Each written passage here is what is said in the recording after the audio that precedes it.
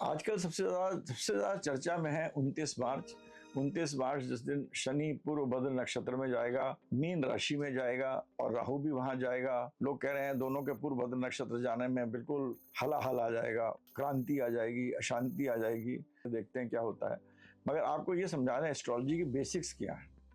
Astrology की basics ये होते हैं कि भाई हमारे 12 घर हैं, 9 प्लैनेट्स हैं।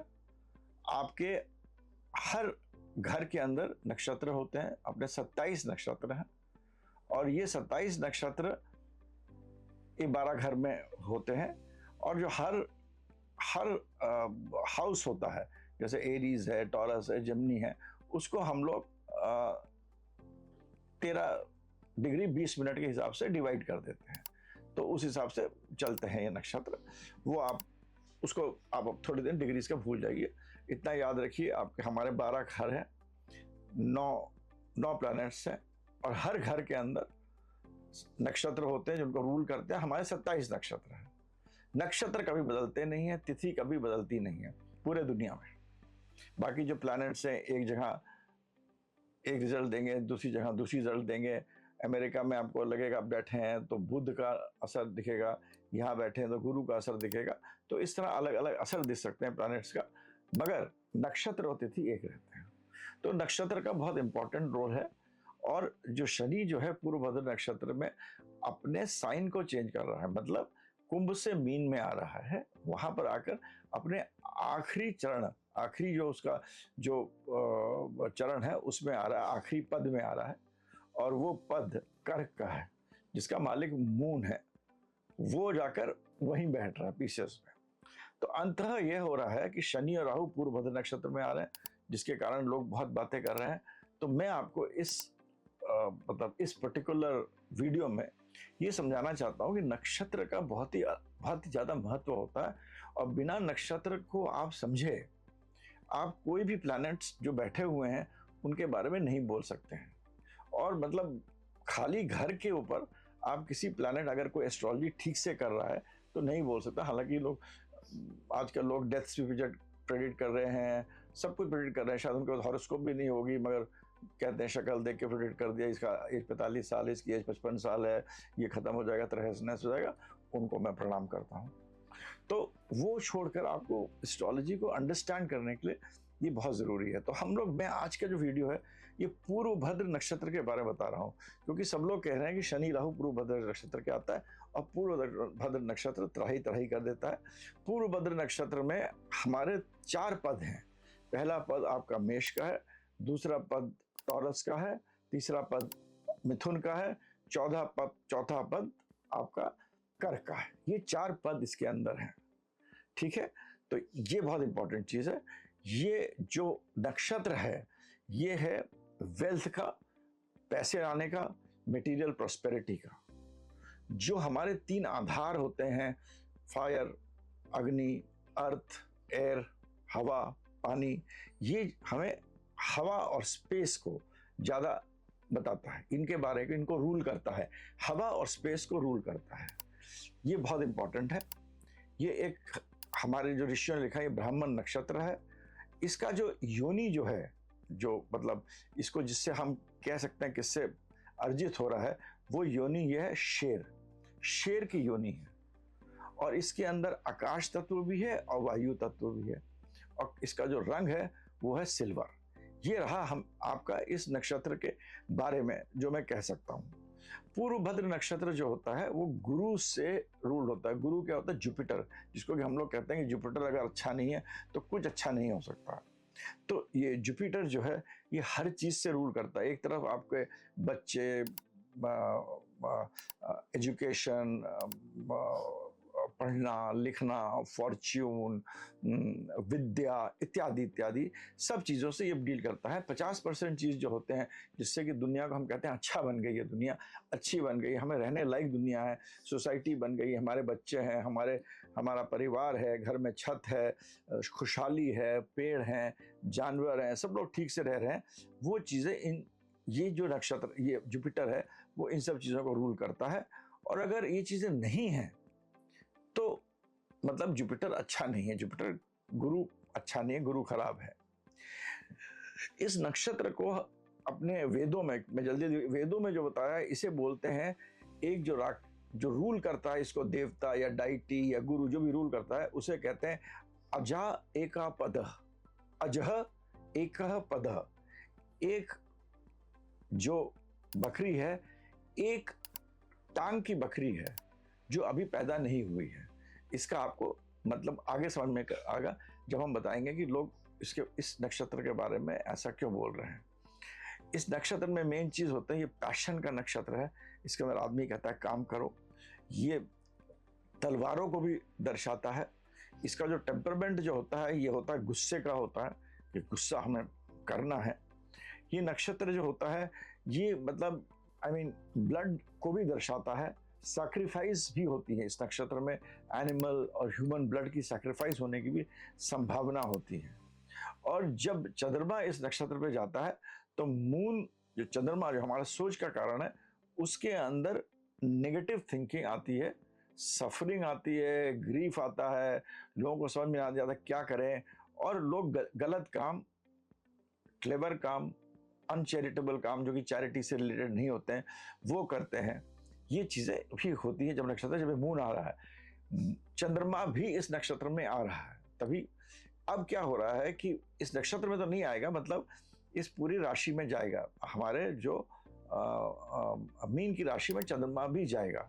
तो एक तरफ शनि और राहु पूर्व भद्र नक्षत्र में आ रहे हैं, दूसरी तरफ शुक्र, बुध और सूर्य ये भी इसमें नक्षत्र में आ रहे हैं।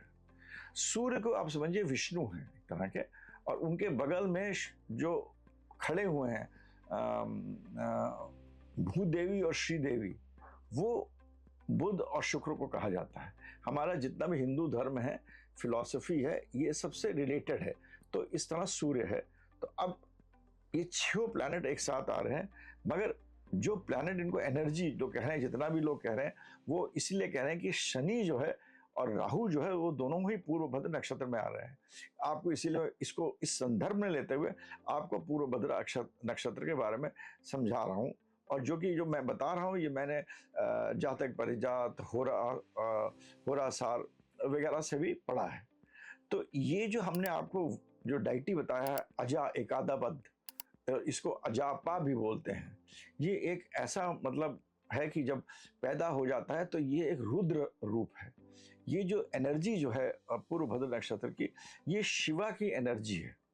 ये एक ऐसा इस टाइम जिसको दर्शाया गया, जिस तरह समझाया गया है कि ये एक टांग से खड़ा हुआ एक आदमी है, जो कि जितने भी सीक्रेट सोसाइटीज होते हैं, जो अलग अलग जो ऑर्गेनाइजेशन बने हुए हैं, जो गलत काम कर रहे हैं, उनको दर्शाता है। ब्लैक मैजिक भी दर्शाता है, तंत्र मंत्र भी दर्शाता है, वैदिक क्रिया भी दर्शाता है, खून भी दर्शाता है, स्टॉर्म भी दर्शाता है, लाइटनिंग भी दर्शाता है। ये सब चीजें इस नक्षत्र में हैं, इस नक्षत्र का। अब ये है कि अब जो जानवर इसको दर्शाता है वो है शेर। इस नक्षत्र को समझने के लिए मैं आपको जो कहानी, जो हमारे वेदों में जो कहानी इसके साथ मतलब इसके साथ एसोसिएटेड करी गई है, वो एक कहानी है कि एक राजा था, हिरण्यकश्यप और हिरण्यकश्यप, 2 राजा थे जो बहुत ही बलवान थे। और उन्होंने पूजा करके उन्होंने वरदान मांगा था कि हमको कोई नहीं मार सकता है, हमको आकाश में नहीं मर सकते हैं। उनसे ब्रह्मा जी खुश हुए, उन्होंने कहा वरदान मांगो। तो उनको वरदान में उन्होंने कहा कि हमको अजर कर दो, हम मरे नहीं। तो उन्होंने कहा वो तो हम कर नहीं सकते हैं। तो कहने का अच्छा ठीक है, हमको ऐसा वरदान दीजिए कि हमको कोई मार ना पाए, हमें धरती पे, आकाश पे, सुबह नहीं, शाम नहीं, किसी जगह पे नहीं, जितनी भी चीजें सोच सकते थे उन्होंने सब सोच के बोला कि हमें इन जगहों पे मारा नहीं जा सकता है। तो वो एक तरह के बहुत ही पावरफुल राक्षस, उन्होंने बहुत तप करी थी, पूजा करी थी, तो बहुत ही पावरफुल राजा बन गए थे। और उन्होंने फिर अत्याचार शुरू कर दिया। जैसे पावर आता है उसके बाद जैसे होता है लस्ट ऑफ पावर, तो उन्होंने अत्याचार शुरू कर दिया था। उनका पुत्र था जिसको हम लोग जानते होंगे प्रहलाद। और प्रहलाद जो था वो विष्णु जी का बहुत बड़ा भक्त था। और उसने एक बार कहा इन लोगों से कि भाई तुम विष्णु विष्णु बोलते रहते हो, कहाँ है तुम्हारा विष्णु? तो उन्होंने कहा सब जगह है। तो उन्होंने बोला कि विष्णु जी बताओ कहाँ पर है? उन्होंने कहा इस खंबे में है विष्णु जी। हाँ बिल्कुल इस खंबे में है। जब उसने खंबे में उन्होंने मारा, उसको तोड़ो, तो जब तोड़ा तो उसमें से एक विष्णु जी का अवतरित हुए और जब विष्णु जी अवतरित हुए तो वो इस फॉर्म में अवतरित हुए जो कि आप लोग भी सब जानते हैं कि एक उनका आधा जो सर था वो राजा वो मतलब आधा सर उसका था, शेर का था, नीचे का पार्ट आदमी का था। उन्होंने उसको सब चीज़ें करके कि तुमको कहीं नहीं मार सकता, तो उनको अपने टांगों पे रखकर देहरी पर, न सुबह था न शाम था, वो धूरी शाम का वक्त था, उसको मारा उन्होंने। तो अब इस जो कहानी इसके साथ और उनको हम नरसिंह भगवान के नाम से हम उनको आज भी सब लोग पूजा करते हैं। और वो कष्ट को, नरसिंह भगवान जो है विष्णु जी के वो रूप है जो कष्ट को हरते हैं। वो हमारे नेगेटिव्स जो हैं उनको हरने के लिए आते हैं, उनको खत्म करने आते हैं। और इसका जानवर जो होता है शेर होता है, शेर जो है वो राजा होता है। तो अब आप ये समझिए मेरा जो सोचना है, और मैं बिल्कुल कायदे से कहता हूँ कि पूर्व भद्र नक्षत्र में शनि के 3 चरण में गया है, एरीज में, मेष में, मतलब वृषभ में, मिथुन में, अब वो कर्क में आया है। अब यहां पर आकर वो ये करेगा जो इस कहानी में हुआ है। जितने भी गलत संस्थाएं हैं, जो लोग गलत काम कर रहे थे, वो हटेंगी, वो हटाई जाएंगी, उससे उथल पुथल मचेगा। जो लोग दोगले थे, जिनके पास 2 मुंह थे दिखाने के और पीछे और, वो एक्सपोज होंगे, उनका पता लगेगा, उससे उथल पुथल होगी। तीसरा, जो लोग कम्युनिटी या सोसाइटीज या सेक्ट्स, कुछ भी कह लीजिए, मेरे को इस पे कोई लांछन लगे, कोई मतलब डिस्क्लेमर है, कोई भी हो, जो लोग ऐसी चीजें कर रहे थे जो कि गलत है, नरसंहार कर रहे थे, औरतों पे अत्याचार कर रहे थे, इत्यादि इत्यादि, वो लोग का नाश होगा। और ये जो 2 प्लैनेट्स हैं, सैटर्न, शनि और राहु जो प्लैनेट है, इसको लोग बहुत खराब मानते हैं। मगर आप ये देखिए, जो राहु जो है वो कौन है? राहु वो आदमी था जब समुद्र मंथन हुआ। तो ये याद रखिए, कुछ भी चीज दुनिया में अच्छाई और बुराई के बिना नहीं हो सकती। समुद्र मंथन में भी एक तरफ देवता थे, एक तरफ राक्षस थे, और सांप कौन थे? विष्णु जी थे। विष्णु जी के जो मतलब लक्ष्मण कह लीजिए, विष्णु जी कह लीजिए, वो थे, वो सांप थे जिनसे मंथन हुआ था।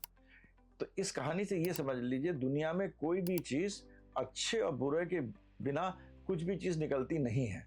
जब वो मंथन हुआ था उसमें से सब चीज निकली थी, जो कि हम लोग पढ़ते हैं, और उसमें से अमृत भी निकला था। तो जब अमृत बात रहे तो विष्णु जी ने मोहिनी का रूप लिया, और राक्षस लोग जो इतने मोहित हो गए, उन्होंने कहा ठीक है, पहले आप देवताओं को दे दीजिए। मगर ये जो था सरभानु, जो कि यहाँ राक्षसों के बीच बैठा था, उसने मोहिनी को पहचान लिया। मतलब लोग ये मत कभी कहिए कि राहु एक ऐसा है जो कि औरतों के पीछे भागता है, या ऐसा नहीं करता। राहु ने तो मोहिनी को पहचान लिया, इतना मतलब उससे भी प्रभावित नहीं हुआ। उससे प्रभावित नहीं होकर उसने कहा भैया ये तो गलत हो रहा है, ये तो मतलब अमृत बांटा जा रहा है, हमको अमृत से वंचित करा जाएगा। तो उसने अपना जाकर अमृत पी लिया। जब विष्णु जी ने देखा, जब अमृत पी लिया, तो उन्होंने अपना चक्र का इस्तेमाल करा। तो उसने अमृत पी लिया था। तो जितना अमृत पिया था, तो सर मेरा जो ऊपर का हिस्सा है वो राहु है, नीचे के हिस्से को हम केतु कहते हैं। ये चंद्रमा के 2 पार्ट्स भी होते हैं। वो बहुत ये कहानियां हैं एस्ट्रोनॉमी समझाने के लिए। तो उसके 2 पार्ट, तो राहु जो है वो एक ऐसा व्यक्ति है जिसने समुद्र पिया हुआ, जिसने मतलब आपका जो क्या कहते हैं, अमृत पिया हुआ है, और उसको कोई डर नहीं है। आप देखिए, उसको कोई डर नहीं है, और उसको चीजें पहचानने की क्षमता रखता है। उसने ये समझ लिया कि ये विष्णु जी हैं, और ये मतलब मोहिनी के रूप में आए हुए हैं। इतनी सुंदर औरत नहीं, ये विष्णु नहीं है, ये तो एक औरत है, ये तो माया है। वो तो माया पहचानता है। राहु जो है वो माया पहचानने वाला प्लैनेट है। तो राहु जो है वो बहुत ही पावरफुल प्लैनेट है, जो कि निडर है, जिसको डर नहीं लगता है। मगर क्योंकि राहु के धड़ नहीं है और खाली ऊपर का है, तो वो क्या कहता है कि भाई जिसके साथ रहता है उसको कहता है तुम बताओ मेरे को क्या काम करना है, और मैं काम करता हूँ, और बहुत जल्दी करता हूँ, सोच के करता हूँ, अलग तरीके से करता हूँ। जैसे कि प्राइम मिनिस्टर ने किसी चीफ मिनिस्टर को बोला तुम्हें ये काम करना है, और ये रहा पैसा। एक चीफ मिनिस्टर होगा, पैसा रख लेगा, बहुत प्लानिंग करेगा, बहुत स्ट्रेटेजी करेगा, बहुत दिनों तक कुछ काम नहीं करेगा। एक दूसरा चीफ मिनिस्टर होगा, अगले दिन से काम करेगा, उसको एग्जीक्यूट करेगा और अपने प्रधानमंत्री को आके बता देगा हमने काम कर दिया। तो राहु जो है वो कहता काम करना है। तो जब शनि और राहु साथ आ रहे हैं, राहु शनि को बोलता है, दोनों पूर्व भद्र नक्षत्र में, इस नक्षत्र में तो जितनी भी कुरीतियां हुई हैं, गलत काम हुए हैं, कूटनीतियां हुई हैं, वो किसी ना किसी तरह इस धरती में ठीक करी जाएंगी। तो ये समय है जब चीजें ठीक होंगी। अब उनको ठीक करने के लिए जाहिर है ये हमारा सुपर कॉन्शियसनेस है, फिर कॉन्शियसनेस है, फिर हम लोग हैं। तो किसी के जरिए होगा, चाहे वो भगवान उसको जो ये सृष्टि का जो अंदर शक्ति है वो ए से कराए, बी से कराए, सी से कराए, नाम हम नहीं लेते, वो किन्हीं के थ्रू कराएगा। किसी को बोलेगा तुम ये ठीक कर दो, किसी को दिमाग में आएगा ये ठीक कर दो। तो इस तरह ये जो समय है, इस समय में जितने भी ढोंगी साधु, ढोंगी सेक्ट्स, ढोंगी ऑर्गेनाइजेशंस, इनका ये खत्म होंगी। ये ऐसा समय है जहाँ भी जो लोग ऑर्गेनाइजेशंस जो कि पैसा लेकर उसको गलत कामों के लिए इस्तेमाल कर रहे थे, it could be big organisations, नाम मेरे को, मैं इतना बुद्धिजीवी नहीं हूँ कि मैं नाम लूँ, मगर वो बड़े बड़े ऑर्गेनाइजेशंस जो होंगे उनका भी खत्म होगा, वो भी खत्म होंगे। तो ये चीजें होंगी इस स्तर पर। अच्छा क्या होगा कि शनि और राहु जो है वो बहुत बड़ा, शनि जो है बहुत बड़ा विज्ञान, बहुत बहुत बहुत चीजों का कारक है, और राहु भी इंटेलिजेंट है। और जो ये राशि में जा रहे हैं, जैसे हमने आपको बताया कि ये पूर्व भद्र नक्षत्र स्पेस, एथर, आकाश, इसको गवर्न करता है। तो आप समझ लीजिए आकाश में बहुत सारे काम होंगे। मेरे को लगता है थोड़े दिन बाद, मतलब अभी शुरू हुआ है और एकदम से कुछ नहीं होता, ये 2025 में शुरू हुआ तो इसके असर 2030 में धीरे धीरे, अच्छा हमको लगता है कि टेक्नोलॉजी इतनी बढ़ेगी कि आकाश में गाड़ियां चलेंगी, ऊपर गाड़ियां चलेंगी। अब हम लोग सुन रहे हैं गुड़गांव में कुछ केबल कार चल रही, कार ऊपर चलने वाली, शुरू होने वाली हैं, बाकी जगह अभी शुरू होने वाली है। तो आकाश में गाड़ियां चलेंगी, सैटेलाइट चलेगा, आकाश में कम्युनिकेशन ज़्यादा होगा, बड़ी बड़ी बिल्डिंग्स बनेंगी जो आकाश की तरफ जाएगी। तो हर चीज़ आकाश में ज़्यादा होगी। शनि और राहु दोनों जो ऐसे प्लैनेट्स हैं जो कि मेडिकल के लिए बहुत अच्छे हैं, तो मेडिकल साइंस बहुत डेवलप करेगा, मेडिकल टेक्नोलॉजी बहुत डेवलप करेगी। और शनि मासेस का प्लैनेट है, तो जो चीज़ डेवलप होगी साइंस में, टेक्नोलॉजी में, वो मासेस के पास जाएगी। तो ये चीज़ें आपकी जो है वो अच्छी ही होंगी, इसमें मतलब कोई खराब नहीं होने वाला है। ये चीज़ें जो है हमारे लिए आगे चल के बहुत, आर्टिफिशियल इंटेलिजेंस भी डेवलप होगा, टेक्नोलॉजी भी डेवलप होगी, हमारा social media will become virtual media. अभी तो हम लोग सोशल मीडिया में बात करें ना, थोड़े दिन बाद कोई वर्चुअल मीडिया होगा कि हम और आप दो घर में बैठे हुए हैं और एक दूसरे से बात नहीं कर रहे हैं, शायद हमारे अंदर कोई चिप इम्प्लांट हो जाएगा, या हम कोई चिप इम्प्लांट भी ना करें और एक दूसरे से मतलब मन की बात समझ रहे हैं, बात कर रहे हैं। UVR हो जाएगा, गेमिंग इंडस्ट्री जो होगी बहुत बड़ी हो जाएगी। तो एक इल्यूजन का वर्ल्ड भी होगा, इल्यूजनरी वर्ल्ड, जिसमें कि लोग इल्यूजन में रहेंगे, दूसरी दुनिया में चले जाएंगे या दूसरी टेक्नोलॉजी के जरिए दूसरी दुनिया में भेज दिए जाएंगे। जैसे UVR होगा कि भाई आपका माइंड को मैप करके रख लिया जाए, आप जब मरे तो आपका डिजिटल फुटप्रिंट आपकी ज़िंदगी भर आपके कंप्यूटर में रहे। इस टाइप की चीज़ों का शुरुआत हो जाएगी। और जो धर्म जो होगा, असली धर्म शुरू होगा, जो गलत लोग हैं हटेंगे, good organisation, good sects, good people इस टाइम आएंगे। ये टाइम ऐसा है कि जो लोग पूजा करते हैं, पाठ करते हैं, और जो लोग मतलब इस एनर्जी तो है ही हमारे अंदर, उसका हम रूप अलग अलग रूप में बताते हैं। जैसे कि हमने आपको पूर्व भद्र नक्षत्र का जो देवता के बारे में बताया, इसी तरह अलग अलग एनर्जीज हर लेवल पे हैं। तो उनको समझने की शक्ति होगी जो मेडिटेशन से आती है, और बाकी योग साधना जो कि मैंने बहुत पढ़ी हुई है, आप करा नहीं है, पढ़ा है, जो आप अगर आप जो लोग उस पर करेंगे और अच्छी ठीक तरीके से करेंगे उनको फायदा होगा। तो ये सब चीज़ों की शनि के यहाँ आने से होगा। मगर हाँ, ये भी ज़रूरी है क्योंकि शुक्र, बुध और चंद्रमा और सूर्य सब यहाँ पर है। सूर्य है, राजा है, मैंने आपको बताया, और राजा के बगल में ये दोनों रहती हैं, भूदेवी, श्रीदेवी। और शनि और राहु अंदर आ रहे हैं, वो कह रहे हैं भाई ठीक करना है, सूर्य को भी बता रहे हैं, राजा को भी, भाई ये तो अब कुछ ठीक नहीं हो रहा है। तो बुध जो होता है वो ट्रेड का मालिक होता है, तो ट्रेड में कुछ ना कुछ चेंजेस होंगी। कुछ देश होंगे वो बहुत मतलब अपना जो ट्रेडिंग होता है, सामान इधर उधर भेजना या अपने अंदर मैन्युफैक्चरिंग करना, बिजनेस जिसे कहते हैं हम लोग, जिसे अपना व्यापार कहते हैं। व्यापार में देशों में वर्ल्ड में चेंजेस जरूर आएंगे, मगर ऐसा कहो कि बहुत ड्रास्टिक आ जाए चेंजेस की, बिल्कुल ही उथल पुथल हो जाएगा, नहीं, क्योंकि मरकुरी बहुत ही तेज मूविंग प्लैनेट है, वो भी आपको समझाऊंगा। और शुक्र में जो होगा वो है फैशन वर्ल्ड, वो है एनीथिंग जिसको कि हम एक अच्छा नया आकार बना के दिखाते हैं, वो शुक्र होता है। मतलब शुक्र होता है, सब कुछ होता है शुक्र। सब एक चीज तो कॉमन होती है, शुक्र आपकी, हमारी जो फीमेल, हमारी जो पत्नियां होती हैं वो भी शुक्र होता है। उसके अलावा आप पत्नी देखिए, गहने पहनती हैं, अच्छी चीज़ अच्छी लगती है, सेंट लगाती हैं, जितना भी ये दुनिया का जो वर्ल्ड होता है, शुक्र बहुत चीज़ों को गवर्न करता है और एक बहुत ही इम्पोर्टेंट प्लैनेट है, जो कि बहुत ही कलयुग में तो बहुत ही हो गया है, क्योंकि इलेक्ट्रॉनिक्स को भी गवर्न करता है कहीं ना कहीं, फाइनेंस को भी गवर्न करता है, पार्टनरशिप्स को भी डेवलप करता है। इन सब चीज़ों में शुक्र और बुध दोनों साथ आएंगे और बीच में सूर्य है, तो राजा इन दोनों से कहेगा भाई आप लोग दोनों मिल के अपना समावेश कर लीजिए, दोनों रेट्रोग्रेड भी हैं तो समावेश कर लीजिए, अपने आप को ठीक कर लीजिए। तो business, trade, computer, contact, communication, इन सब चीज़ों में चेंजेस होना शुरू होंगे। अब एकदम से तो कुछ नहीं हो सकता, आपको इसका मैं आपको एस्ट्रोलॉजिकली भी आपको एग्जांपल देता हूँ। शनि जो है वो एक घर में, इस घर में जो घुसा है अपने मीन के घर में 2.5 साल रहेगा, मतलब 30 महीने रहेगा, राइट। एक घर में 30 महीने शनि जाता है, बहुत धीरे चलता है, मतलब 1 डिग्री चलता है, हर महीने 1 डिग्री चलता है। उसके उल्टा सूर्य जो है वो 30 दिन में एक राशि को चला जाता है। जिस राशि में शनि को 2.5 साल लगते हैं, सूर्य को 1 महीने लगते हैं और चंद्रमा को 2 से 2.5 दिन लगते हैं। और सूर्य चंद्रमा जो है वो बाकी प्लैनेट्स को चेंज करते रहते हैं। तो आप ये सोचिए कि ये जो आपने जो जनरल जो लोग बात कर रहे हैं वो हो जाए, ऐसा नहीं हो सकता।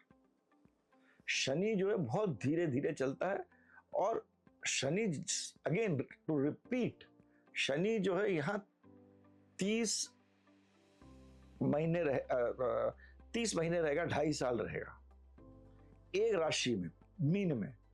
उसी एक मीन राशि में सूर्य खाली 1 महीने रहता है, और उसी मीन राशि में चंद्रमा खाली 2.5 दिन रहता है।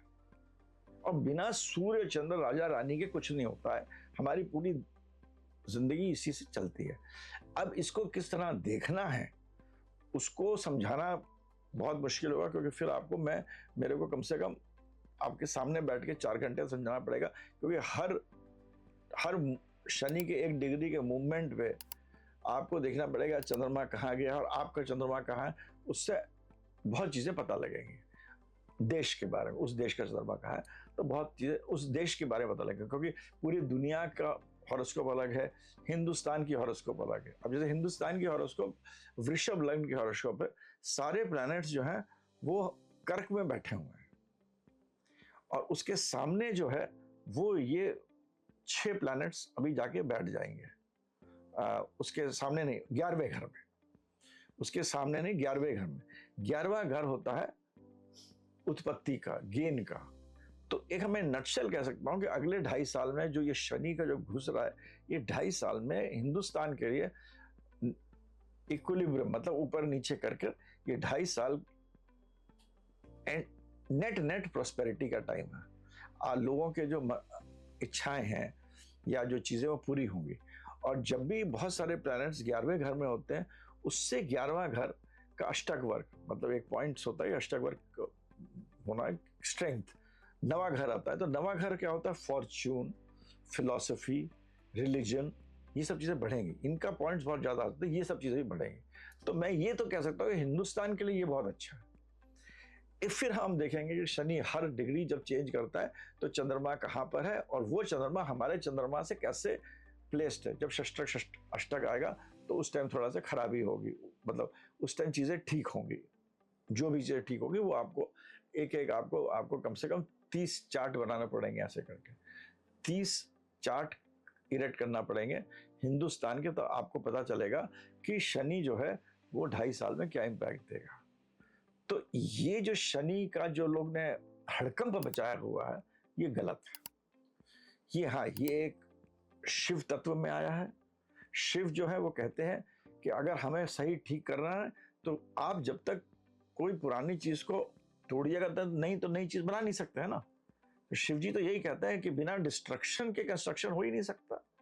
तो जो कुनीतियां थी, गलत चीजें थी, वो सब हटेंगी। और इसके जो गणेश जी, इसके जो देवता हैं, उनका भी अगर रूप देखें आप, इस पूर्व भद्र नक्षत्र के जो गणेश जी जो इसके देवता माने जाते हैं, अगर आप उनका रूप देखेंगे तो वो गणेश जी का रूप आपको अलग ही, मतलब एक उसमें लगेगा जिसमें कि वो गन्ना भी पकड़े हुए हैं, साथ में माला भी पकड़े हुए हैं। ये सब सिंबॉलिज्म है जो यही बताते हैं, जो कि मैंने आपको समझाने की कोशिश करी है। तो इसमें जो है ऐसा कोई डरने की बात नहीं है। जो लोग बता रहे हैं कि भूचाल वर्ल्ड में ये वो एकदम से हो जाएगा, हाँ। और एक चीज और बताएं आपको, अगर हम वर्ल्ड का देखते हैं तो हर नक्षत्र में, मतलब एक एक नक्षत्र जो होता है वो एक कंट्री के लिए 100 साल के बराबर होता है। तो हमें इस तरीके वो 100 साल को, फिर ये जो एस्ट्रोलॉजी, हॉररी एस्ट्रोलॉजी, तो बहुत ही गूढ़ ज्ञान है, इसको अलग तरीके से करना पड़ेगा। तो लोग इसको जो मोटा मोटा जो बता रहे हैं, आप लोग प्लीज डर का वो नहीं होना चाहिए। दूसरा, आपका इंडिविजुअली लोग कह रहे हैं 7.5 आई, 7.5 किन पर होगी, जो कि आपके आपके जो लोग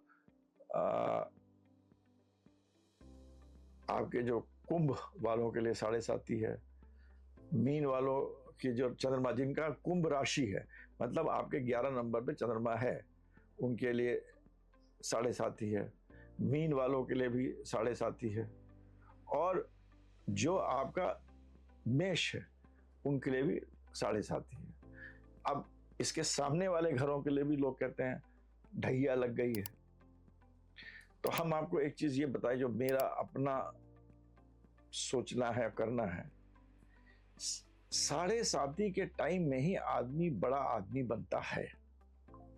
7.5 के टाइम में ही आप अपने आप को, 7.5 एक ऐसा वक्त होता है जो कि अगर आप, मैंने बहुत ही ज्यादा वेद और ये सब पढ़ा है, ये किताबें पढ़ी हैं जिनमें ये भगवान कहते हैं कि जब 7.5 आती है तब कोई दशा, महादशा, भुक्ति, हम उसको छोड़ देते हैं। वो आपके कर्म पे, जो आपके पिछले कर्म पे डिपेंडेंट नहीं है। 7.5 में शनि राजा बन जाता है और शनि कहता है कि मैं करूंगा, और शनि कहता है मेहनत करो। और अगर आपने 7.5 में मेहनत करी, ये आपको, मैं आपको बता रहा हूँ इस चीज के, for professional life, for material life and for rising, मतलब आपके प्रोफेशन के लिए और प्रोफेशन से गेन के लिए, खास तौर के इन दोनों चीजों के लिए अगर आपकी 7.5 है, और अगर आप चाहे ढैया है, और आपने उस टाइम जी जान की मेहनत करी, मेहनत, तो आप निश्चय आपको फल मिलेगा और आप राइज करिएगा। आप जो लोग इसको सुन रहे वीडियो को, प्लीज ट्राई दिस आउट। 7.5 कभी खराब नहीं होती है। हमारे प्रधानमंत्री बने 7.5 में, शाहरुख खान 7.5 में उसको पहला ब्रेक मिला, धोनी 7.5 में कैप्टन बना, सौरव गांगुली 7.5 में कैप्टन, ऐसे मैंने बहुत सारे हॉरोस्कोप्स देखे, हजारों। तो 7.5 ऐसा टाइम है। आप ये मत सोचिए कि आपको सक्सेसफुल होना है, मैं सक्सेसफुल हो जाऊंगा, अरे मैं क्या करूं, मेरा तो जिंदगी में कुछ हो ही नहीं रहा है, मैं बैठा हूं, मैं क्या करूं, 7.5 आ गई, मैं तो मर गया। मैं कह रहा हूं आपसे, 7.5 में ये 7.5 साल अगर आपने मेहनत कर लिए तो शनि आपको आपकी मेहनत के हिसाब से आपको रिजल्ट देगा।